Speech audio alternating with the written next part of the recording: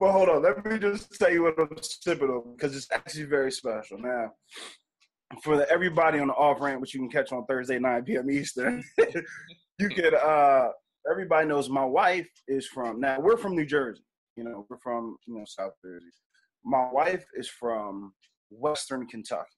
She's from the westernmost city in Kentucky. It's called Paducah, Kentucky. There's about 6 street lights, but it's some of the most phenomenal food you'll ever have in your life. But they opened up a moonshine company. So I want to shout out, and if you got any fans in Kentucky, go to Silent Brigade, Kentucky Moonshine. It's downtown Paducah. Some of the best moonshine you'll ever have. This is the plain moonshine because I don't like a lot of that sugar. Mm-hmm. That's the plain one. But they got a blackberry one that's phenomenal. They got a pecan one that's phenomenal. And so if anybody out there likes moonshine, head to Paducah, get you to Steel Brigade, tell them Gun sent you. They'll know who I am because I'm one of probably the few black people that show up in that joint. That's okay. So I'm sipping on. You ever had Taylor port before? I like ports. I'm more of a Merlot guy, but I do like ports. I'm not sure if I had that specific one. You got the bottle near you?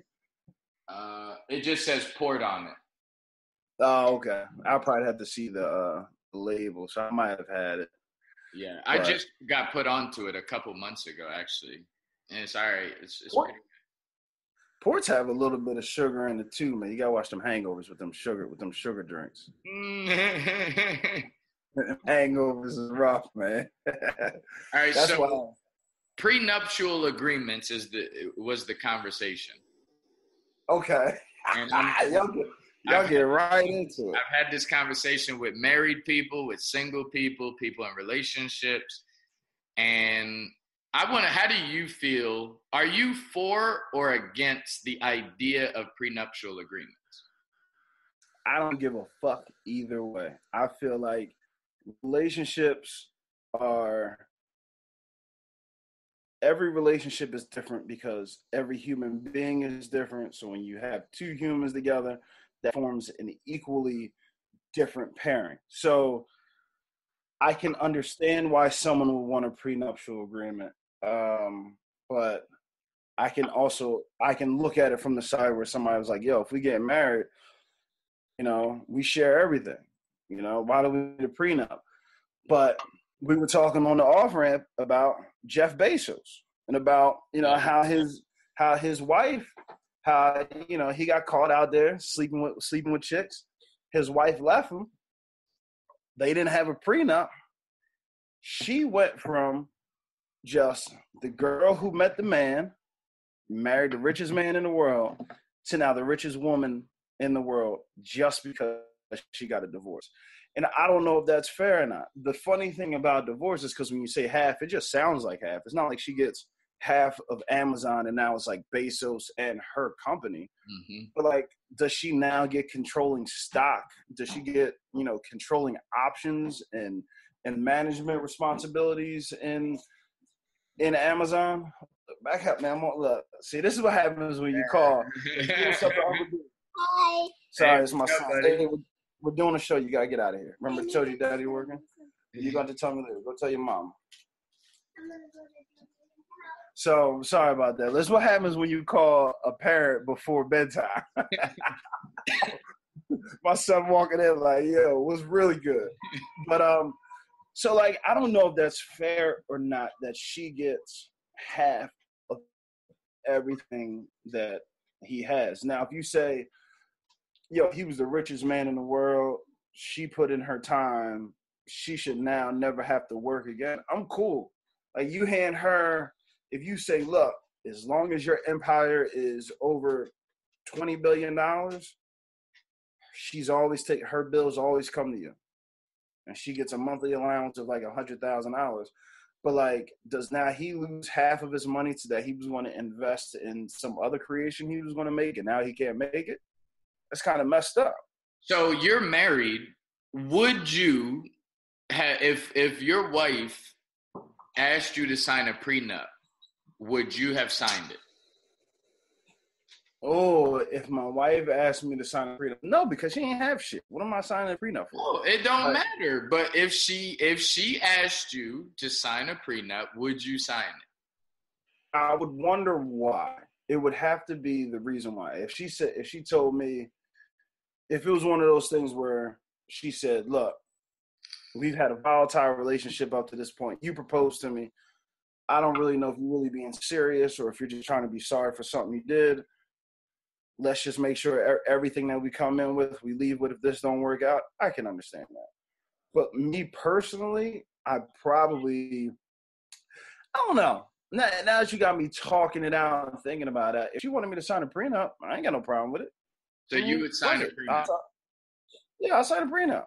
I would sign. I'm good. Look, the funny thing is, if me and my wife divorced today, I would leave with less than I came in with because I'd be like, yo, I know the court system. I live in a commonwealth. I know the court system is going to say the kid stays with you.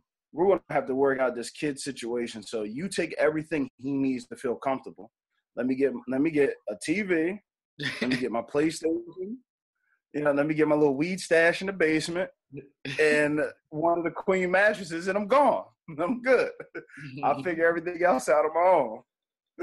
I would sign one too, but I'm at the point, like, my grandmother is really, like, my uncle had a situation where he had a divorce and he got done real dirty. So the culture in my family right now, for the young people that aren't married yet, it is, have someone sign a prenuptial agreement.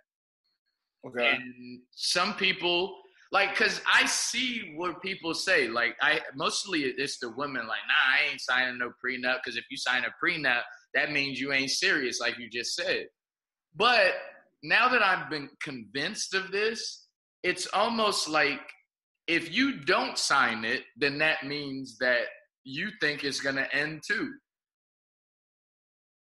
Yeah, that's a good point. Like if you're again signing a prenup, I would love to get my wife up here and have this discussion. If you sign a prenup, if you're against signing a prenup, then you're absolutely right. You're absolutely saying, I'm not signing it.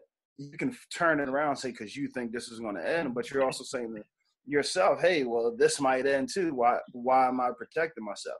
Now, I do have a question with prenups. Uh-huh. Prenups is only what you come in with.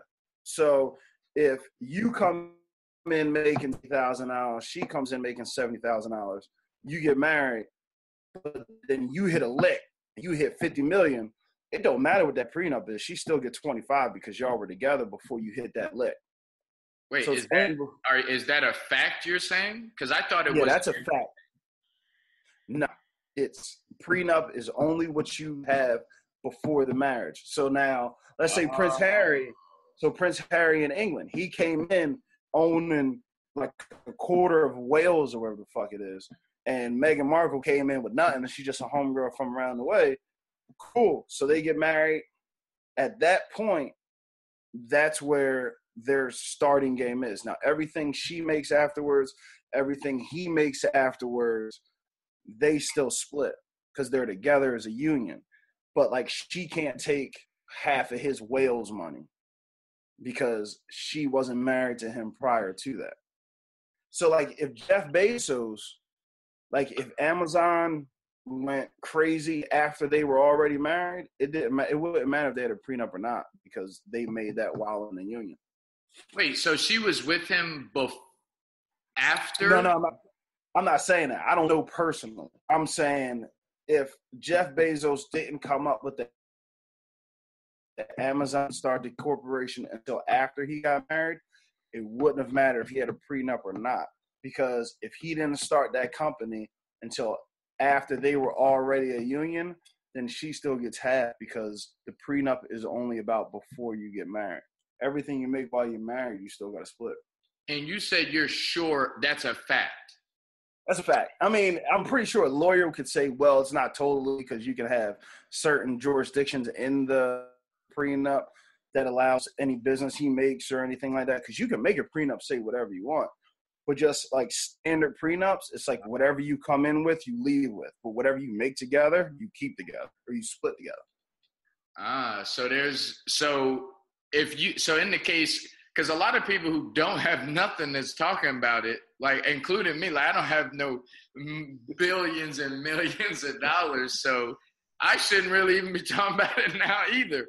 But you're saying there's a way you could do it where, okay, I don't have much right now, but I'm going to put in here, like, if I do make this, then I want that to be included in the prenup.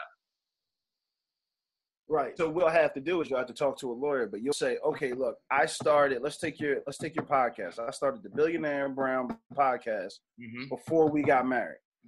All the assets, all the growth, I want that to just be for me in the prenup. Like anything I make off that doesn't go to you. And she can sign that and say, okay, that's your company, that's your business. If that grows podcast in the world that we all hoping to, I don't mind coming in second on the off ramp Thursday, 9 p.m. Eastern. But if that grows to be,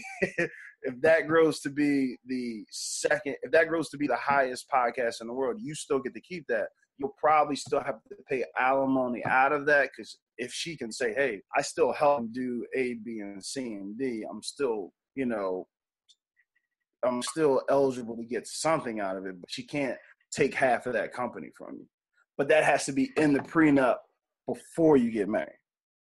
Well, I actually never knew that. That's interesting. That's real good. I never knew. You started breaking up. What'd you say? No, I said I actually never knew that. I thought a prenuptial was just for everything.